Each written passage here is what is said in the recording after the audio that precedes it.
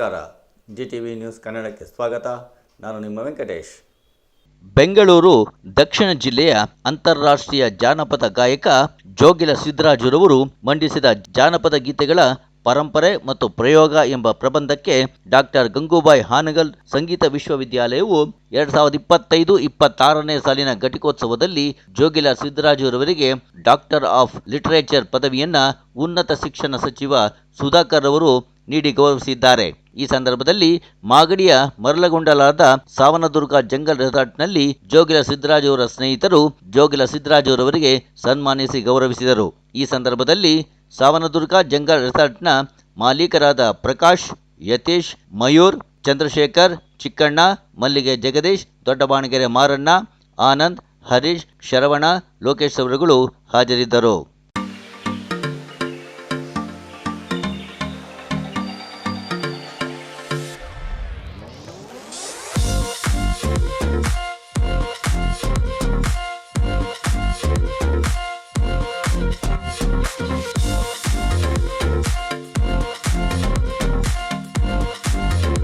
ನಮ್ಮ ಜೋಗಿಲೆ ಸಿದ್ದರಾಜರವರು ಒಂದು ಜೋಗಿಲೆ ಸಿದ್ದರಾಜರವರು, ಇಂದು ಡಾಕ್ಟರ್ ಜೋಗಿಲೆ ಸಿದ್ದರಾಜರವರು.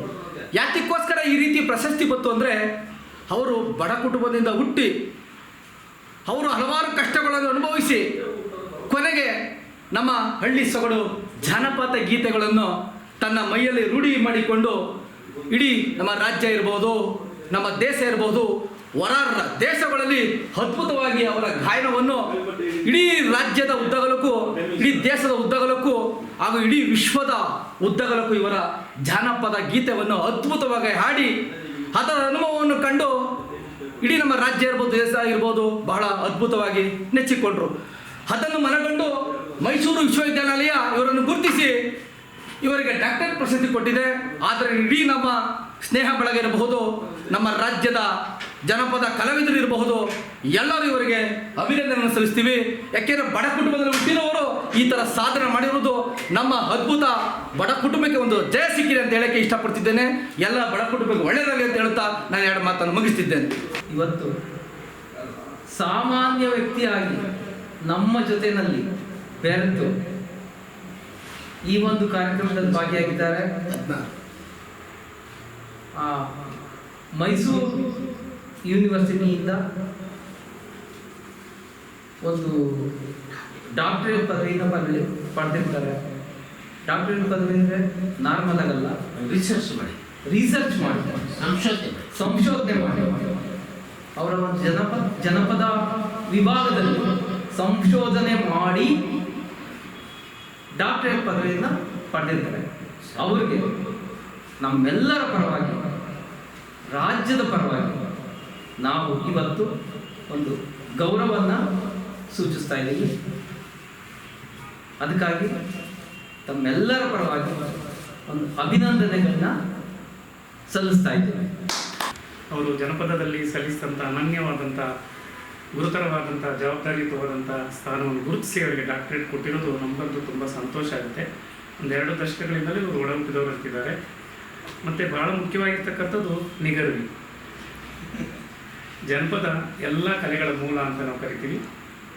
ನಾಡೊಡೆಯ ಧರ್ಮಪ್ರಭು ಗೌಡ ಕುಲಭೂಷಣ ಕೆಂಪೇಗೌಡರನ್ನು ನಾಡಿಗೆ ನೀಡಿದಂಥ ಪುಣ್ಯಭೂಮಿ ಮಾಗಡಿನಲ್ಲಿ 10 ಬಾರಿ ಬಂದು ಕಾರ್ಯಕ್ರಮ ಕೊಟ್ಟಿದ್ದಾರೆ ನಮ್ಮ ಸಿದ್ದರಾಜವರು. ಇವರೊಬ್ಬರು ಮತ್ತು LN ಸ್ವಾಮಿ ಅಂತ ಒಬ್ಬ ಶಿಕ್ಷಕರಿದ್ದರು ಶಿರಾದಲ್ಲಿ. ಇವರೆಲ್ಲರೂ ಒಂದೇ ಸಮಕಾಲೀನರು. ಇವರಿಬ್ಬರು ಹುಡುಗರು ತುಂಬ ಕಷ್ಟಪಟ್ಟು ಅಂತಾರಾಷ್ಟ್ರೀಯ ಮಟ್ಟಕ್ಕೆ ಹೋದರು.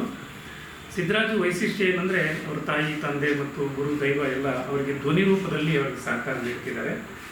ವಿನಾಶದಾಂಚಿನಲ್ಲಿದ್ದಂಥ ಜನಪದ ಪರಂಪರೆಯನ್ನು, ಸಾಹಿತ್ಯವನ್ನು, ಒಗಟುಗಳನ್ನು, ಗಾದೆಗಳನ್ನು ಇವೆಲ್ಲವನ್ನು ಹೇಳುವುದರ ಜೊತೆಗೆ ಸಾಂಸ್ಕೃತಿಕ ಮೂಲ ವೀರಪುರುಷರಾದಂಥ ಮಲೆ ಮಹದೇಶ್ವರ ಸ್ವಾಮಿ ಇರ್ಬೋದು, ಮಂಟೇಸ್ವಾಮಿ ಇರ್ಬೋದು, ಸಿದ್ದಪ್ಪಾಜಿ ಇರ್ಬೋದು, ಜುಂಜಪ್ಪ ಸ್ವಾಮಿ ಇರ್ಬೋದು, ಅಥವಾ ಇನ್ನಿತರ ಎಲ್ಲ ದೇವತೆಗಳ ಅವರೆಲ್ಲ ಜನಪದ ಸಾಂಸ್ಕೃತಿಕ ವೀರರು. ಒಳಗಿನಂಚಿನಲ್ಲಿದ್ದಂಥ ಸಾಂಸ್ಕೃತಿಕ ವೀರರನ್ನು ಗುರುತಿಸಿ ಅವರಿಗೆ ಧ್ವನಿಯನ್ನು ತುಂಬಿ ಜೀವಂತಿಕೆಯಾಗಿ ಉಳಿಸಿಕೊಂಡಂಥ ಜೋಗಿಲ ಸಿದ್ದರಾಜರವರು ಆಯುರಾರೋಗ್ಯ ಭಾಗ್ಯದಿಂದ 100 ವರ್ಷ ಇಲ್ಲಿ ತಾಯಿ ಬೇರಾದಂಥ ಜನಪದವನ್ನು ಉಳಿಸೋದಕ್ಕೆ ಅರ್ಪಣೆ ಮಾಡಿಕೊಂಡಿದೆ. ತಮಗೆ ಧನ್ಯವಾದಗಳು. ಮಾಗಡಿ ಮಹಾಜನತೆಯ ಪರವಾಗಿ ಕೃತಜ್ಞತೆಗಳು. ಅದರಲ್ಲಿ ನಮ್ಮಣ್ಣ ಜನಪದ ಸಾಹಿತ್ಯ ಆಗಲಿ ಇದರಲ್ಲಾಗಲಿ ಜನರಿಂದ ಬಾಯಿಂದ ಬಾಯಿಗೆ ಬಂದ ಪದಗಳನ್ನು ಹಾಡಿ ವಿಶ್ವವಿಖ್ಯಾತ ಪಡೆದಿದ್ದಾರೆ ಅಂತ ನಾನು ಅಂದ್ಕೊಂಡಿದ್ದೀನಿ. ನಿಜವೂ ಪಡೆದಿದ್ದಕ್ಕೋಸ್ಕರನೇ ಡಾಕ್ಟರ್ ಆಫ್ ಫಿಲಾಸಫಿ ನಮ್ಮ ಮಾನಸ ಗಂಗೋತ್ರಿ ಅವ್ರು ಕೊಟ್ಟಿರೋದು ನಿಜವೂ ಹೆಮ್ಮೆ. ಗಂಗೂಬಾಯ್ ಯೂನಿವರ್ಸಿಟಿ ಅಂದರೆ ತಮಾಷೆ ಅಲ್ಲ ಅದು. ಯಾಕಂದರೆ ಅದು ಬಾಯಿಂದ ಬಾಯಿಗೆ ಬಂದಿರೋದು ಜನಪದ.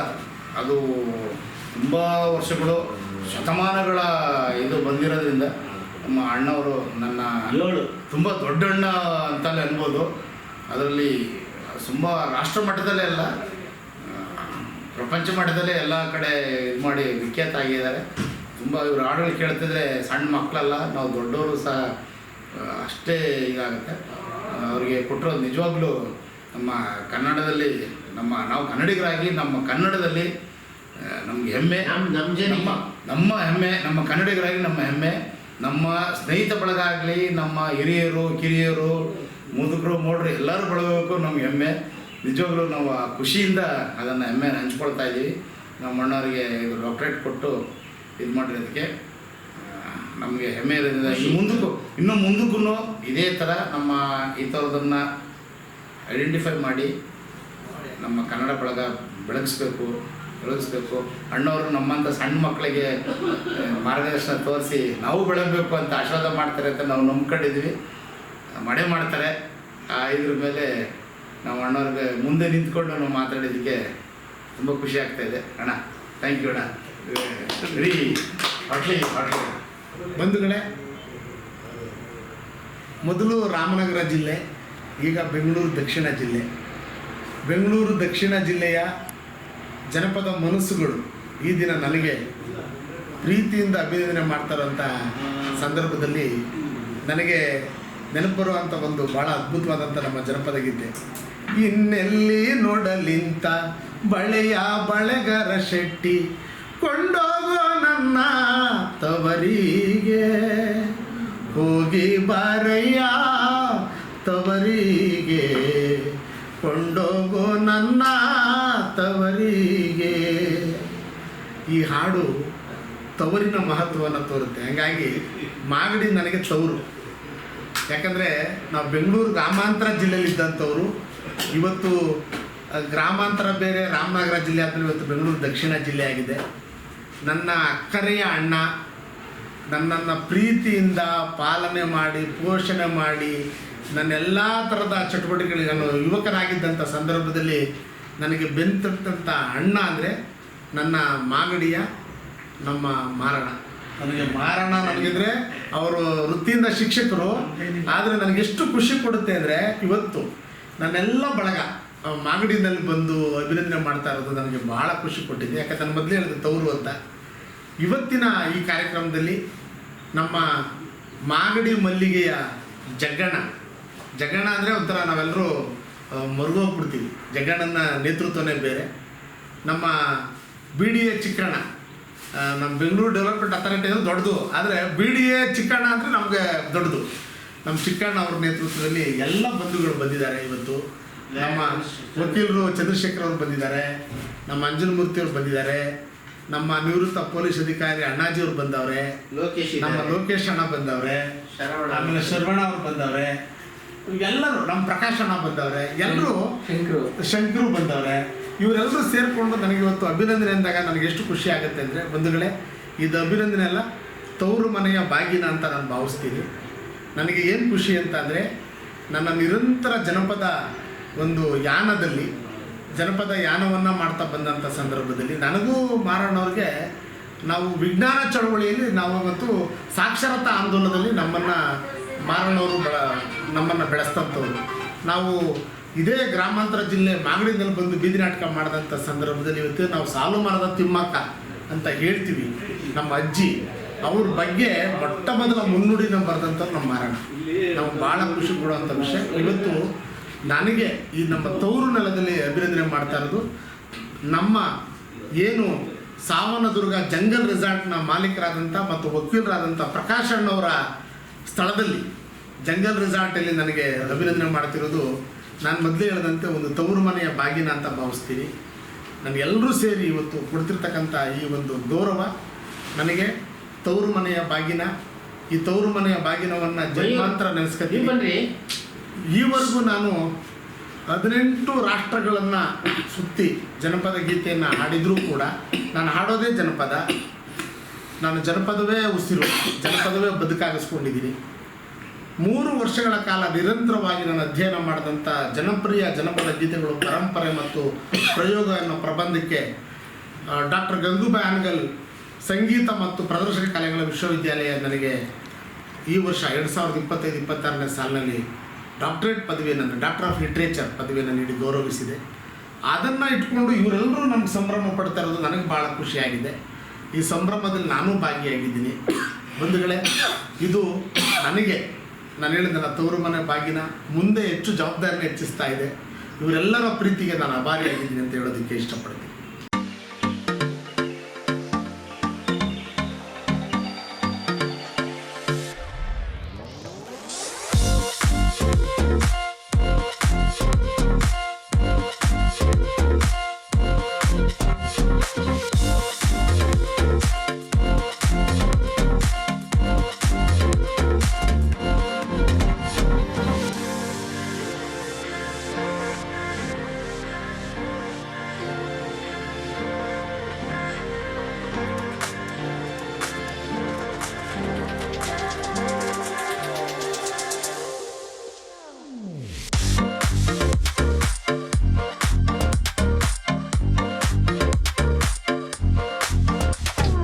ಆತ್ಮೀಯ ಬಂಧುಗಳೇ, ಇಂದು ನಮ್ಮ ನಾಗರಬಾವಿ ಕ್ಲಬ್ಬು ಮತ್ತು ಸಾವಂದುರ್ಗ ಜಂಗಲ್ ರೆಸಾರ್ಟ್ನ ಒಂದು ಅದ್ಭುತ ಕ್ಷಣ. ನಮ್ಮ ಜೋಗಿಲ ಸಿದ್ದರಾಜುರವರಿಗೆ ನಮ್ಮ ಮೈಸೂರು ಯೂನಿವರ್ಸಿಟಿಯಿಂದ ಸಂಶೋಧನಾರ್ಥಕವಾಗಿ ಡಾಕ್ಟ್ರೇಟ್ ಪದವಿಯನ್ನು ಕೊಟ್ಟಿದ್ದಾರೆ ಅಲ್ಲ, ಅವರು ನೀಡಿದ್ದಾರೆ. ಯಾಕಂದರೆ ಅವರು ಅಷ್ಟು ಅರ್ಹರಿದ್ದರು.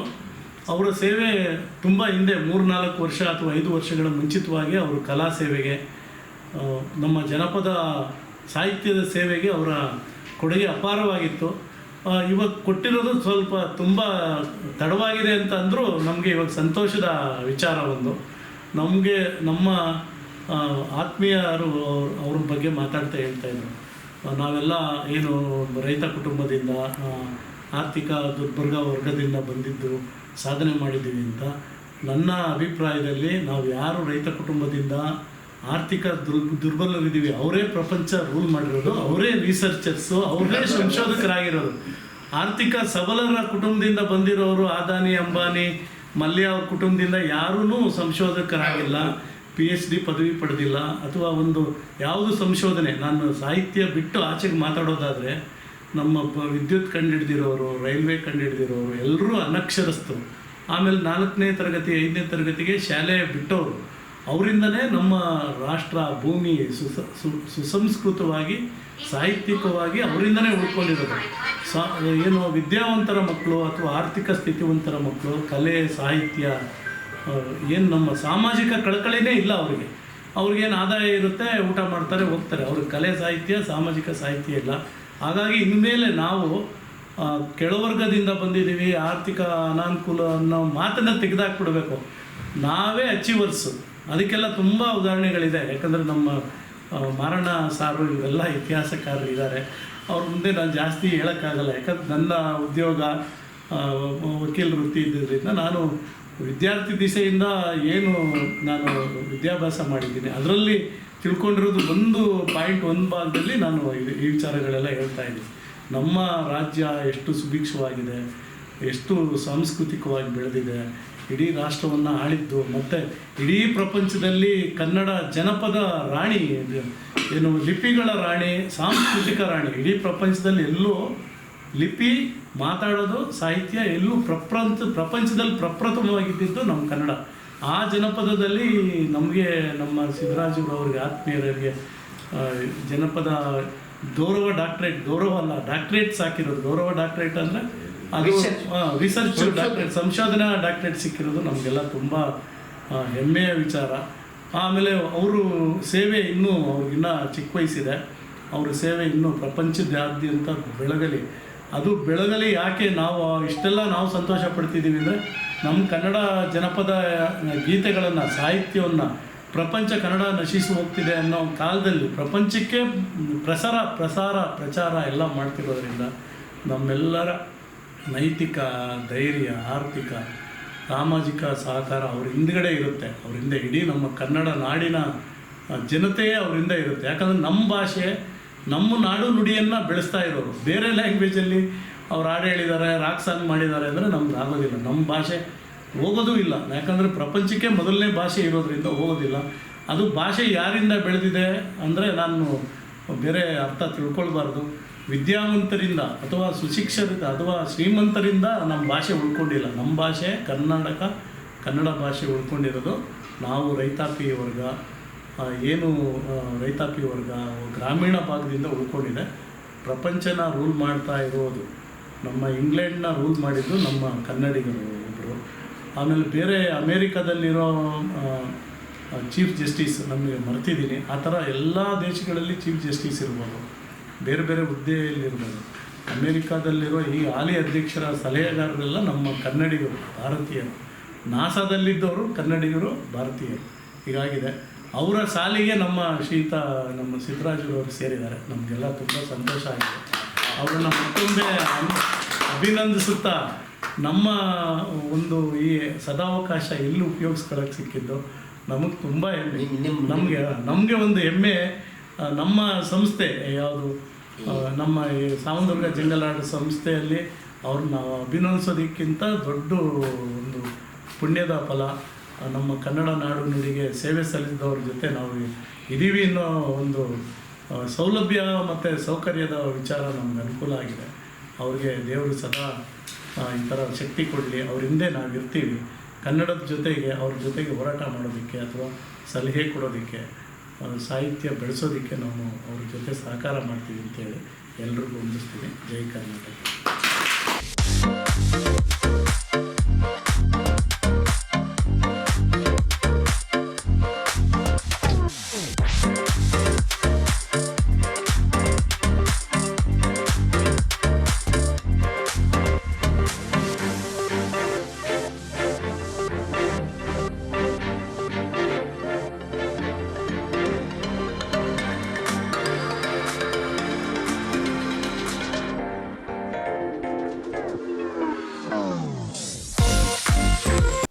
ಇದು ಇವತ್ತಿನ ಮಾಗಡಿಯ ಸುದ್ದಿ ಸಮಾಚಾರ.